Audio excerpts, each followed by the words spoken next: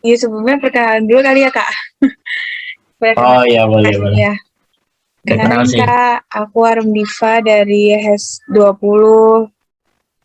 Kak Rifki bisa perkenalan juga, Kak? Oh, perkenalan juga. Oke. Oke, kenalin. Gue Arif Korinaji. Saat ini bekerja di DSN Institute, dan juga DSN MUI. Apalagi itu aja pas sebelumnya alumni juga dari UIN Saifuddinullah angkatan 2015, lulus 2019. Itu Sampai. udah ya kali ya. Udah. Apa ada yang lain? Cukup. Udah, Kak. Cukup untuk perkenalan. Sekarang lanjut ke wawancaranya langsung ya, Kak. Boleh boleh.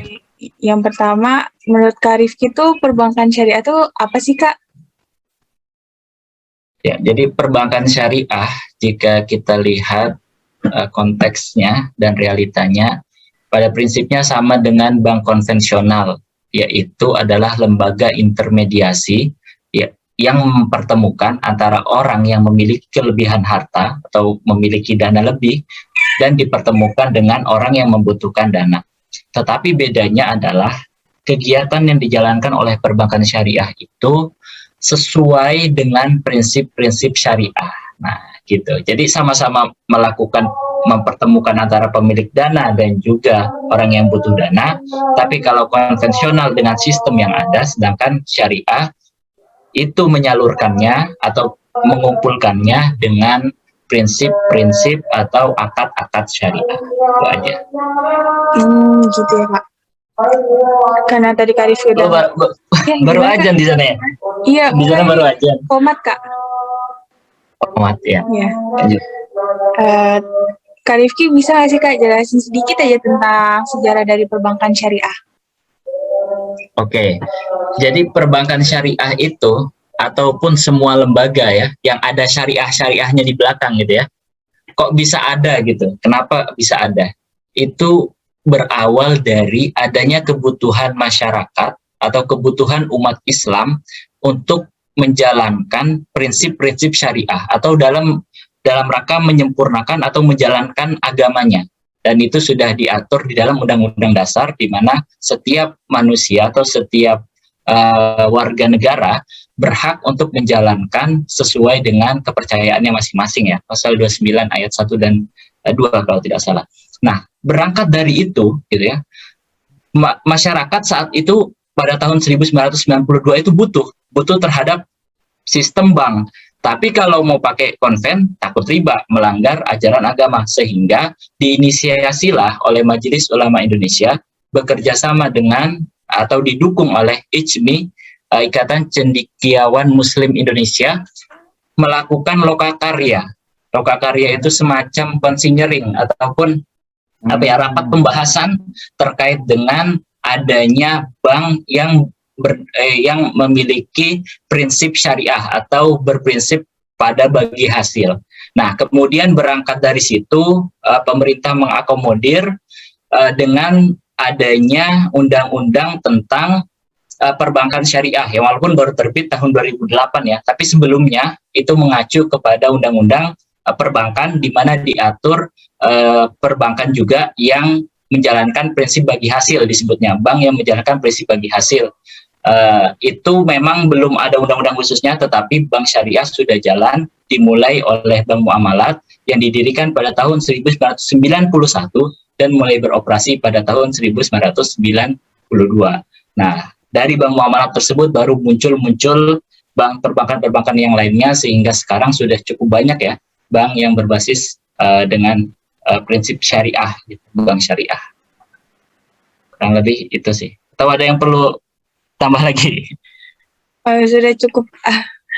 Kan Kak Rifki kerja di DSN MUI ya Kak. Ada nggak sih Kak fatwa DSN MUI tentang perbankan syariah? Kalau fatwa tentang perbankan, khusus perbankannya mungkin tidak ada ya, tapi tentang akad-akadnya itu sudah ada. Nanti mungkin lebih jelasnya untuk nomor-nomornya bisa dilihat, misalnya ada akad tentang murabahah gitu ya, kemudian ada akad tentang mudorobah, ada akad tentang wadiah, ada akad tentang giro tabungan gitu ya. Nah, itu semua merupakan akad-akad yang digunakan oleh bank. Kenapa sih bank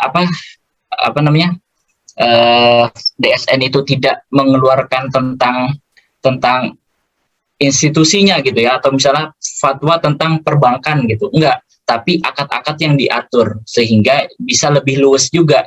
Karena bisa jadi kalau misalnya kita membuat peraturan tentang perbankan gitu ya, perbankan berdasarkan prinsip syariah, bisa jadi akan ada perubahan undang-undang. Nah, kalau ada perubahan undang-undang, nanti bank yang menjalankan prinsip syariah, maksudnya akad-akadnya benar, tapi karena berbeda dengan undang-undang kan dianggap tidak pas nih, sehingga yang diatur adalah akadnya. Untuk regulasi diatur oleh otoritas yang berwenang akan hal itu. Misalnya terkait dengan pendirian, maka diatur oleh otoritas jasa keuangan yang dulunya BI gitu ya. Nah, sedangkan untuk aspek syariahnya, akad-akadnya itu baru di DSN MUI. Salah satunya misalnya akad murabahah, akad mudharabah, akad wadiah dan lain sebagainya. Mungkin itu. Iya Kak. Kalau dari perbankan syariah itu ada nggak sih Kak akad yang dilarang? Ya, jadi untuk akad yang dilarang, larangan di dalam muamalah ya sebenarnya banyak. Cuma kalau berbicara pada bank, ada dua prinsip utama ya, prinsip utama yang harus dihindari. Yang pertama adalah riba, yang kedua adalah gharar. Nah, banyak sih larangan yang lain kayak misalnya tadlis, kemudian riswah, kemudian maisir dan lain sebagainya. Tapi itu semua adalah buah dari yang dua ini. Yang kita misalnya berbicara riba. Kalau bank konvensional itu memberikan pinjaman atau hutang, nah kemudian dia mengambil bunga atas hutang tersebut sehingga ada ribanya. Nah, praktek ini kemudian di dalam perbankan syariah diubah menjadi jual beli sehingga keuntungan tidak diambil dari utang piutang tapi keuntungan diambil dari praktek jual beli, sehingga riba merupakan salah satu concern yang harus dihindari atau larangan di dalam perbankan. Nah, yang kedua adalah gharar. Gharar itu adalah ketidakjelasan, sehingga kita bisa menemukan hal ini gitu ya pada praktik ijarah muntahiyah bitamlik, yaitu praktek sewa beli.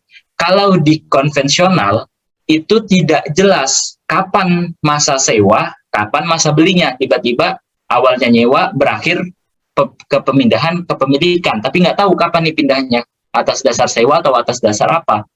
Nah, sedangkan di syariah itu harus dijelaskan dulu nih, harus dijelaskan kapan tenor dari sewanya, sehingga ketika sudah selesai masa sewa baru bisa dilakukan jual beli. Begitu juga di dalam murabahah, ada murabahah bil wakalah. Kapan selesai wakalah itu sudah ditentukan. Jadi ketika wakalah sudah selesai baru bisa dijalankan murabahahnya. Nah, berangkat dari dua inilah gitu ya, baru perbankan syariah bisa dikatakan sebagai perbankan yang syariah. Nah, bagaimana dengan larangan-larangan yang lain, misalnya kayak maisir, kemudian tadlis. Nah, kalau hal itu tentunya dalam segala bisnis pun pasti dilarang. Kalau tadlis misalnya penipuan ya.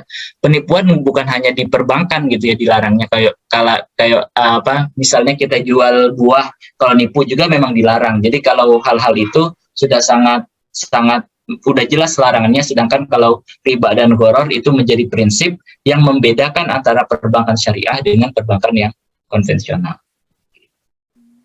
Gitu ya Kak. Udah cukup sih Kak kalau dari pertanyaan wawancara aku Kak. Oke, itu ya. Iya. Ya mungkin itu aja.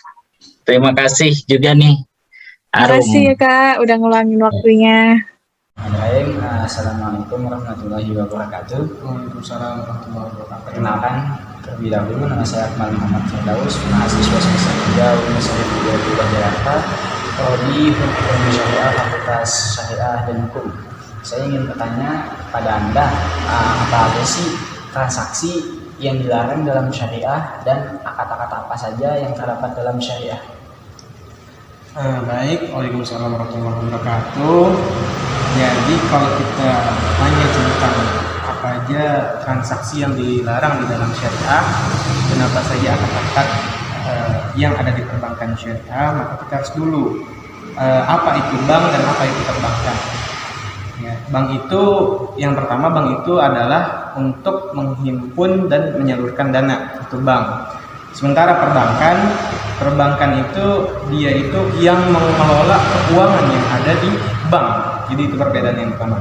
Nah, sekarang saat ini bank syariah bernama Bank Syariah Indonesia atau disebut BSI, karena 3 bank besar BUMN ini udah merger dari Bank Syariah Mandiri, Bank Negara Indonesia Syariah, dan Bank Rakyat Indonesia Syariah. Dia merger dan jadilah BSI.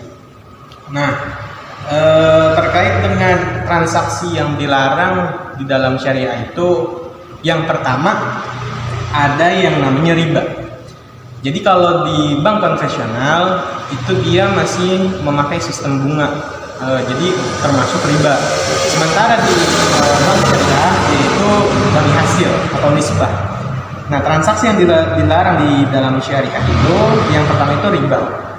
Riba itu mengambil keuntungan pada nasabah secara tidak terkait dengan ketentuan perjanjian, dia itu langsung mengambil keuntungan yang ada di perjanjian awalnya.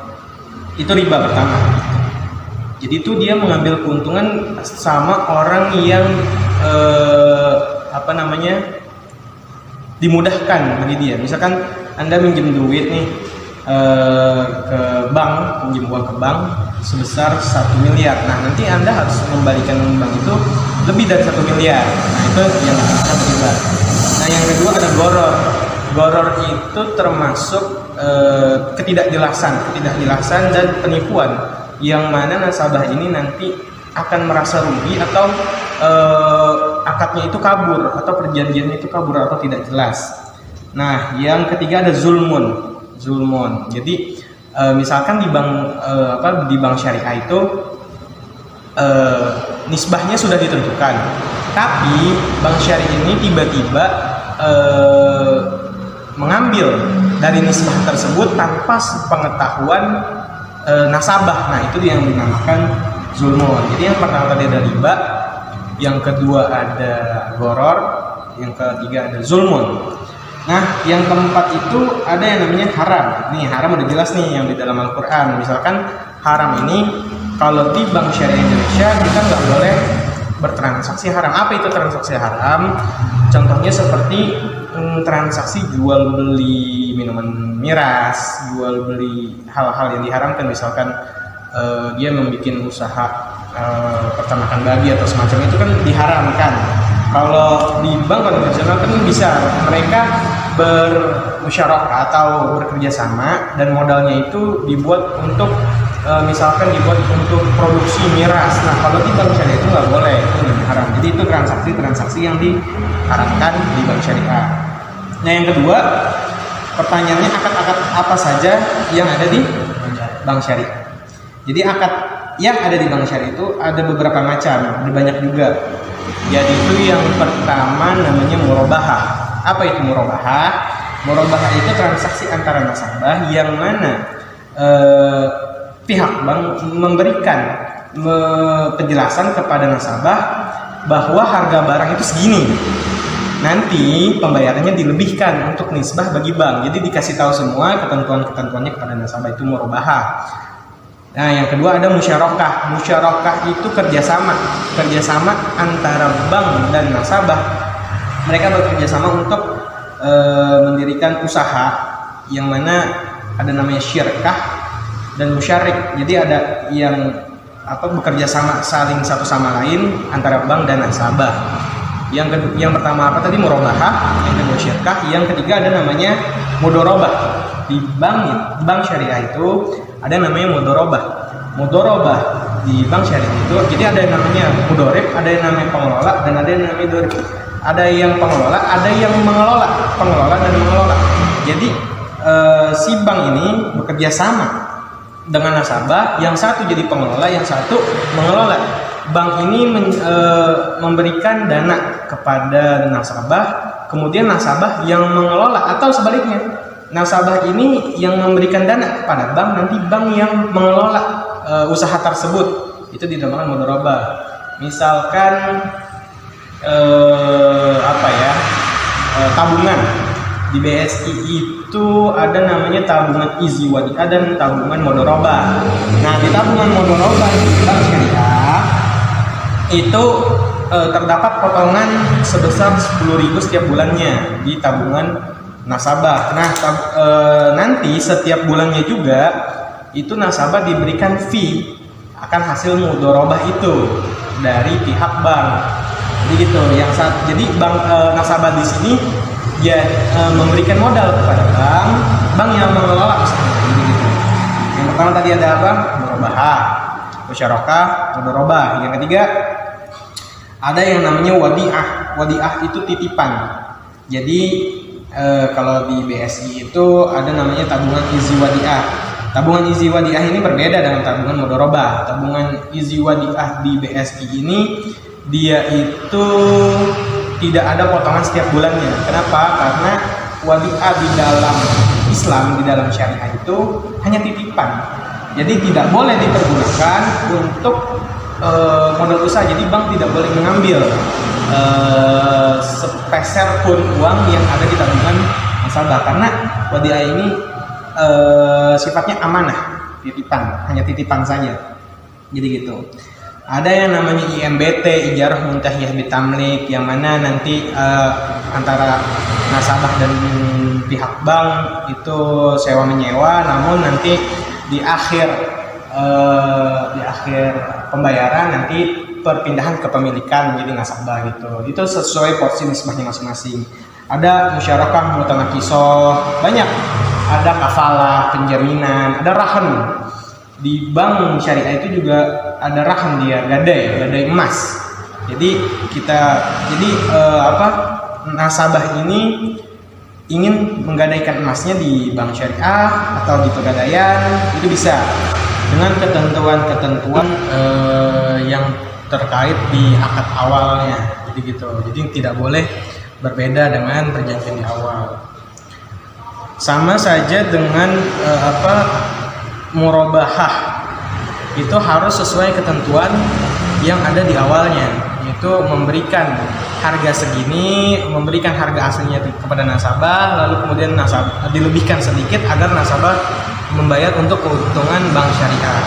Jadi ada perbedaan sedikit antara murabahah dan murabahah di bank syariah dan murabahah perjanjian kredit di bank syariah dan perjanjian kredit di bank konvensional. Jadi kalau di bank syariah itu kita mau kredit motor itu akadnya murabahah. Jadi dia itu ada 3, nasabah, kemudian bank, kemudian dealer. Jadi kalau kita mau kredit di bank syariah itu pakai akad murabahah, di mana nasabah ini pertama mengajukan permintaan cicilan motor kepada bank syariah, kemudian setelah disetujui bank syariah langsung membeli motor tersebut. Jadi kepemilikan motor tersebut ini udah menjadi bank syariah. Kemudian nasabah baru mencicilnya sampai lunas. Nah, bedanya dengan cicilan di bank konvensional itu dia itu ada 3 juga, nasabah, bank, dan dealer. Yang membedakan di sini, bank ini tidak langsung membeli motor yang ada di dealer, tetapi bank ini membeli motor yang ada di dealer itu ketika cicilan nasabah sudah lunas. Mungkin itu saja. Apa ada pertanyaan lain? Assalamualaikum Kak, mohon maaf mengganggu waktunya. Saya ingin bertanya tentang kelembagaan keuangan syariah. Nah, apa saja lembaga-lembaga keuangan syariah yang terdapat di Indonesia? Apakah hanya bank saja? Ya, waalaikumsalam, gak apa-apa. Pertama, perlu kita ketahui bahwasanya lembaga keuangan syariah itu bukan hanya bank saja. Ya, secara garis besar lembaga keuangan syariah itu yang pertama adanya bank syariah, kemudian yang kedua adanya BPRS, yang ketiga adanya pegadaian syariah, ada asuransi syariah, kemudian ada BMT, kemudian ada pasar modal syariah, terus reksadana syariah, kemudian ada obligasi syariah, ya, kemudian ada wakaf tunai, kemudian koperasi syariah dan lain sebagainya. Baik Kak, terima kasih. Kemudian saya ingin bertanya lagi, produk apa saja yang dikeluarkan oleh bank syariah? Oke, baik.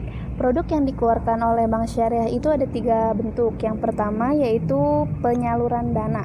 Penyaluran dana di sini memiliki prinsip, yang pertama itu jual beli, kemudian sewa menyewa, dan yang terakhir itu bagi hasil. Kemudian yang kedua di sini ada penghimpunan dana meliputi tabungan, giro, dan deposito yang memiliki prinsip wadiah dan mudorobah. Kemudian yang ketiga adanya produk jasa seperti jual beli valuta asing dan sewa menyewa. Baik Kak, terima kasih. Pertanyaan yang terakhir, apa saja akad yang dilarang dalam transaksi keuangan syariah? Baik, di sini ada 3 hal yang dilarang dalam transaksi lembaga keuangan syariah. Dan yang pertama, segala sesuatu yang mengandung riba seperti bunga pada pinjaman online atau bank konvensional. Kemudian yang kedua itu yang mengandung goror seperti penipuan atau ketidakpastian. Kemudian yang terakhir yang mengandung maisir, yaitu memperoleh sesuatu tanpa kerja keras, seperti contoh halnya itu berjudi. Baik Kak, terima kasih telah meluangkan waktunya. Mungkin segitu aja. Wassalamualaikum warahmatullahi wabarakatuh.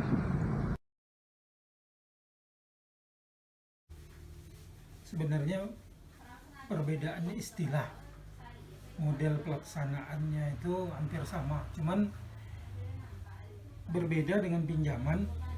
Pinjaman ini biasanya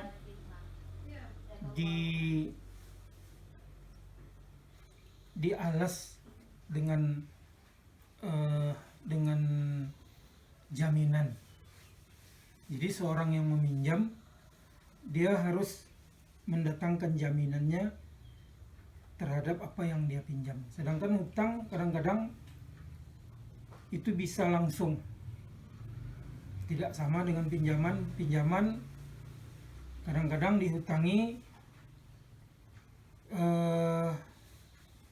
jarang tercatat.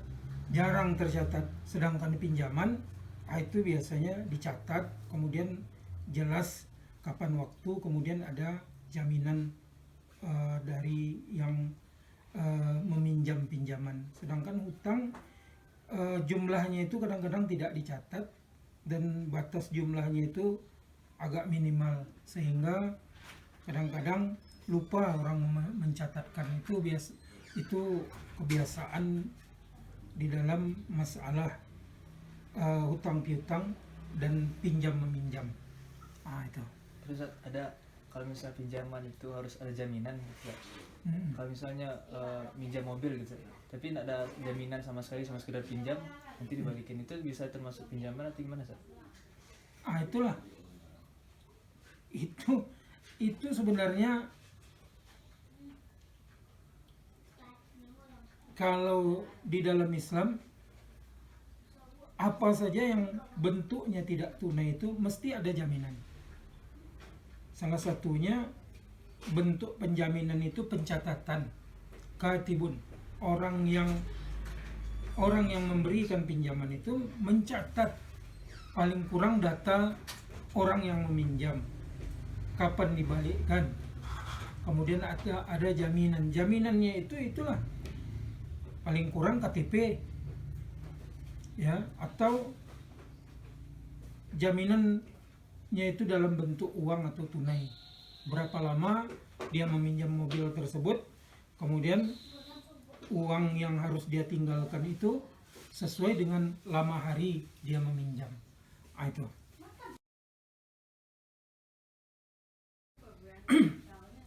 Di Sumatera Barat ada suatu bentuk jual beli yang sampai hari ini belum berhenti orang melakukannya. Salah satunya jual beli terhadap hasil perkebunan atau hasil daripada pertanian.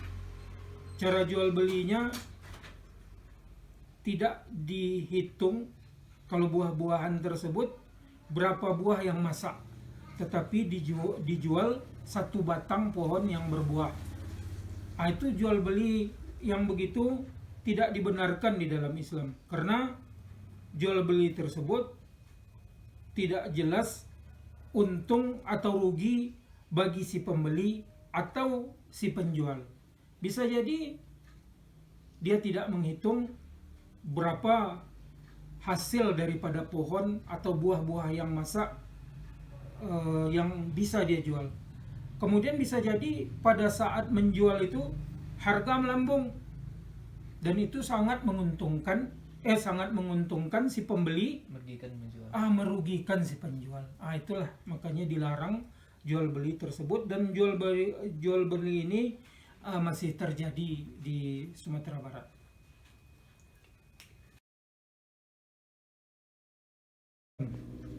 Kenapa dia meminjam? Itu si peminjam atau si pemberi peminjaman harus melihat keadaan orang yang meminjam tersebut. Itu unsur syariah. Unsur syariah itu bukan memberikan seperti si pemancing, dia kasih umpan kepada ikan kemudian dia dapat ikan. Tidak begitu. Tapi unsur syariah itu lebih jauh daripada itu. Seseorang peminjam itu seperti dibelikan pancing, ya. Kemudian dia bisa berusaha dengan pancingnya itu. Tidak sekedar dia diberikan umpan, tapi begitu juga, ya, dibelikan pancing, dibelikan juga umpan, sehingga dia bisa menyelamatkan dirinya dan usaha yang dia lakukan. Itu maksudnya unsur syariah itu lebih menjangkau masalah kemandirian seseorang yang meminta pinjaman. Itu yang kita tidak nampak sekarang, lembaga atau asosiasi syariah menyelesaikan masalah-masalah itu. Jadi namanya saja bank syariah, tetapi tidak menyelesaikan masalah-masalah sosial yang ada di masyarakat. Jadi kesimpulannya belum bisa disebut syariah. Belum bisa disebut syariah. Ya.